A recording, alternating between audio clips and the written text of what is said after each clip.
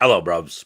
We're back with new book Arrivals number 334.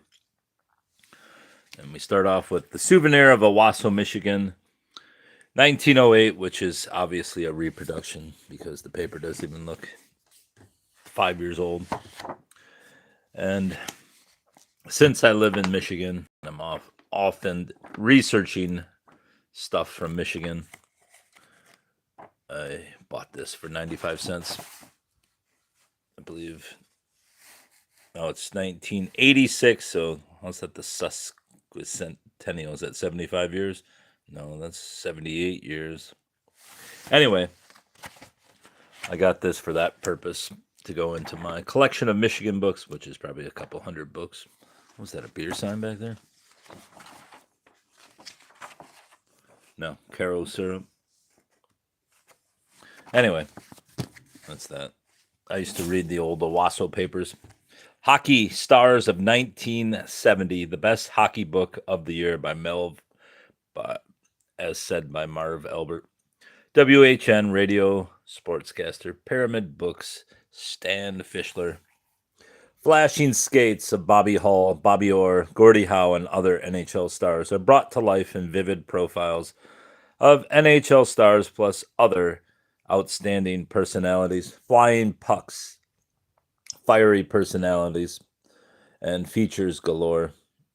The Plager brothers, Bob Barkley and Bill. Never heard of them, honestly. Watched hockey for a long time and never heard of the Plager brothers.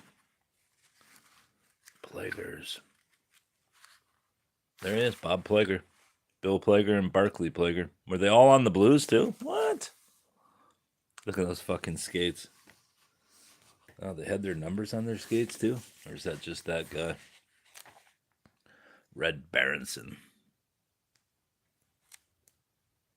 Last season, Howe passed two milestones when he scored his 700th goal and his 715th, putting him past the 714 mark, which was significant in that Babe Ruth hit that many home runs in his Major League Baseball career.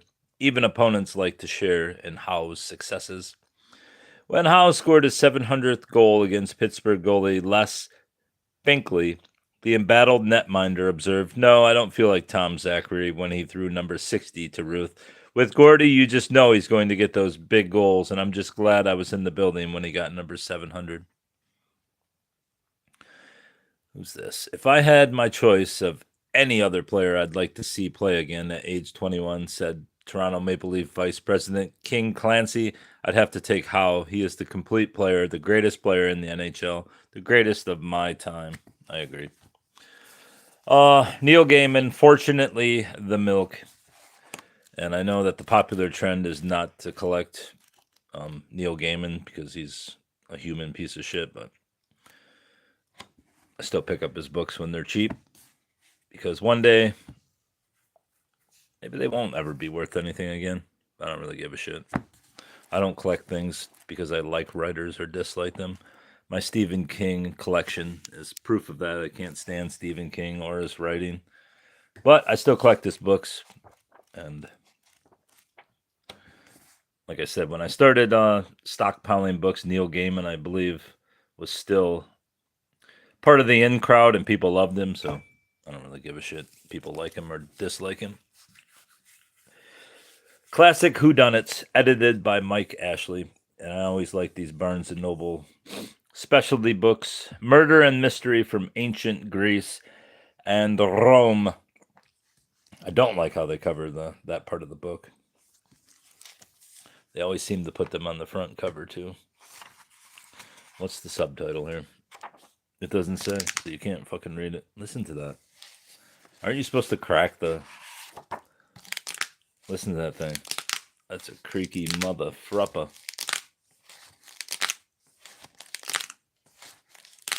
Make a video of just that. Hey, book cracking ASMR.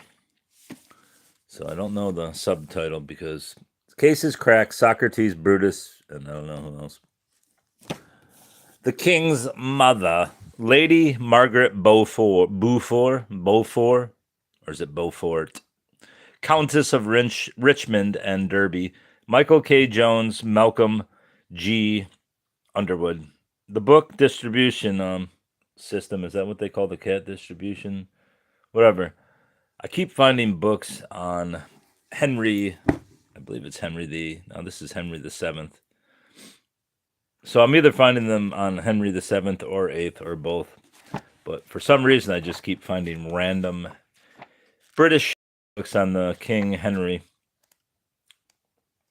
And most of them are about his sisters and his mother and all kinds of bullshit. I don't understand why none of them are on him, but paid $1.21 for this. This is a study of the life of Margaret Beaufort, mother of Henry VII and foundress of 2 Cambridge colleges. It is at once the first biography of Lady Margaret to explore the full range of archival sources, and one of the best documented studies of any late medieval woman. Lady Margaret's early experiences of the medieval marriage market anticipated the turbulent political world in which she reached maturity. What a fucking bad cover. It's just like her in a bad rendering and then just turn it into something fucking acid washed. I'll tell you what. Annabelle Jenkins, The Life of Elizabeth Inchbald. Is that fucking grime on there? Appears to be grime on there. I've never heard of Annabelle Jenkins, but Annabelle Jenkins has gathered here. Oh, wait, Annabelle Jenkins. We're talking about Elizabeth Inchbald.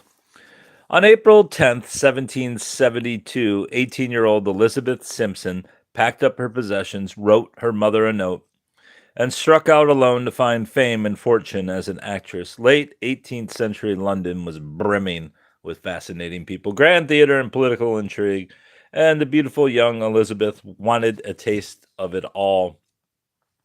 After several years touring the surrounding countryside with struggling theater troupes, she would eventually find herself at the center of the city's social and cultural circles.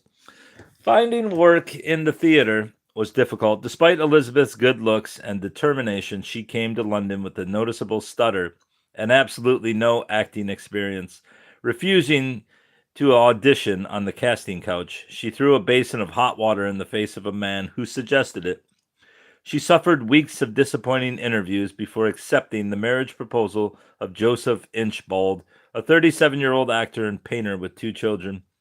Joseph proved to be Elizabeth's most skillful and tireless acting coach, and his connections kept him employed through various theater circuits before his sudden death in 1779. In 1780, the newly widowed Mrs. Inchbald returned to London to act at the Covent Garden Theatre. Between rehearsals and social engagements with the up-and-coming elite, she busied herself with writing. Her literary debut came in 1784 with the play The Mogul. So far, this book isn't selling me. Of course, I could have read it at the store before I picked up the book, or The Descent of the Balloon. Over the next 2 decades, she wrote or adapted 21 plays, comedies, farces, and French and German works, including the version of Kotzebue's Lover's Vows, later used in Jane Austen's Mansfield Park. Inchbald's acclaimed first novel, A Simple Story, prefigured the work of later women writers such as Austen. All right. So now we've heard of Elizabeth Inchbald, and we see the grime on the page. This one, for some reason, now that I've really started to delve into researching parts of this diary, that I find another book on a diary, which was turned into a book. Daughter of Boston, The Extraordinary Diary of a 19th Century Woman by Caroline Healy Dahl. And it is signed by the editor, Helen R. D's Nuts. October 28th, 2005. And I believe that the reason why it was in Michigan, even though it's on Boston, is that she lives in Flint and Ann Arbor, even though she's the editor of the Massachusetts Historical Society, which is odd. You would think that if you're the editor of a historical society that you would live in that district, but no, she lives in Ann Arbor, which is a few miles from where I found this book at a thrift store. 95 cents. As I said, it's weird. I keep finding books on recovered diaries. Now to the mass market paperback, which we heard a few weeks back, maybe a few months back, are not going to be published anymore. Cheyenne Autumn by Marie Sandoz. Not only in American history, but in all history, it is hard to find stories as moving, noble, and dramatic as this one, Oliver Lafarge. In quest of their homeland, over 1,500 miles distant, a band of northern Cheyennes fled the Oklahoma reservation in September 1878 on what would be one of the most harrowing and courageous treks in the history of the American West. The 278 Cheyennes, fewer than half of them adults, under the dual chieftaincy of Little Wolf and Dull Knife, had been half-starved by their forced encampment. They had little ammunition and few guns and horses. The United States Army, expecting to thwart the exodus with but a minor skirmish, first dispatched a few troops against a handful of warriors. Before the Cheyennes were contained, months later, more than 10,000 soldiers had been called to the Great Plains. In the vicious campaign, most of the valiant Cheyennes were annihilated before reaching their home on the Yellowstone. Cheyenne Autumn is a distinguished historian's tribute to a tiny band of persecuted people in their defiant struggle against the armed might of a great military power. In all American history, there is nothing finer than the loping march of the Cheyennes up from the Indian Territory and their subsequent incredible frozen flight. The march of Xenophon and his 10,000 was as nothing as compared with it. What year was this? Looks to be 80s or 70s. 1964, which I don't believe is right. But it has no barcode, does it? It does have an ISBN, so I'm going to say it's 70s. Then we get 3 Ellery Queen books. There Was an Old Woman, The Door Between, and The Scarlet Letter. And each one you got a damsel, not necessarily in distress. This one's just a plain mess. And this one's standing by a big old fucking shoe. She's got a nice pistol, though. Is that the same lady? It might be. No, I don't think so. Anyway, all 3 of these books came from the Berwyn Senior Center in Dearborn Heights. I don't know if that place is still in operation, but that's where they came from. Maybe an employee pilfered them. Don't know, but I have them now to go into my Ellery Queen collection, which is not numerous, but it is growing. Doctor Who, Turlough and the Earthlink Dilemma by Tony Atwood, introduction by Mark Strickson.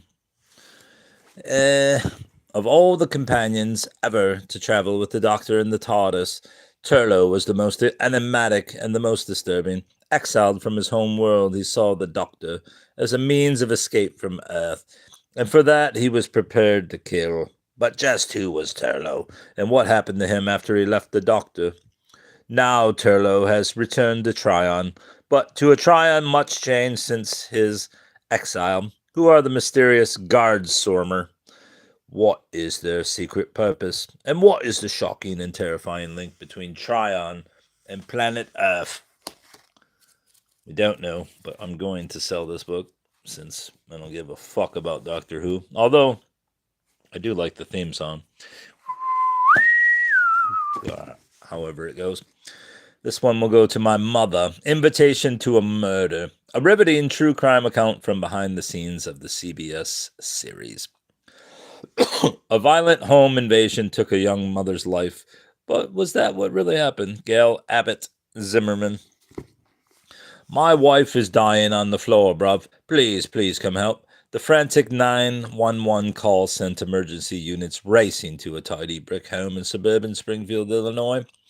Beautiful, vivacious Donna Winger had been bludgeoned to death by a male intruder. Her attacker was fatally shot by Donna's husband, Mark. In the aftermath of the horrific home invasion, family and friends rallied around Mark, a well-liked and respected nuclear scientist, and the infant daughter he and Donna had just adopted. Some even called him a hero.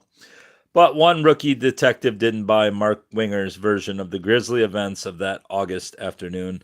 After 4 years of relentless investigation, a closed case is reopened, and fragments of truth, including shocking new witness testimony, come together to reveal how Mark Winger turned a chance meeting with a troubled young man into the almost seamless killing of his own wife with an invitation to a murder. And lastly, Stephen King's Salem's Lot. When I originally picked this book up, I thought it was, is this fucker yellow tag or is that green? I think it's green. Colorblind as hell, but originally I thought this was vintage. And I was like, I probably shouldn't buy this because it's got a split in the spine. But then I looked at it and it's from 2024. You don't see many copies of Salem's Lot out there. So for $1.29, I got it just because it's generally a $10 book. I don't like Stephen King, but first vintage books, premium mass market edition, 2024. Sale of this book without a front cover may be unauthorized. If this book is coverless, it may have been reported to the publisher as unsold or destroyed, and neither the author nor the publisher may have received payment for it. I just don't get why they don't send all those books to the publishers or the author. Ben Mears has returned to Jerusalem's Lot in hopes that exploring the history of the Marston house, an old mansion long the subject of rumor and speculation, will help him cast out his personal devils. I remember when this miniseries was on television. I don't know what year it was, but my brother was like enthralled by this, but I just thought it was the dumbest fucking thing I've ever seen, but maybe I was too young. Maybe. And the vampires seem like some Shaka looking bastards, so I don't know. Anyway, that's my lot of books.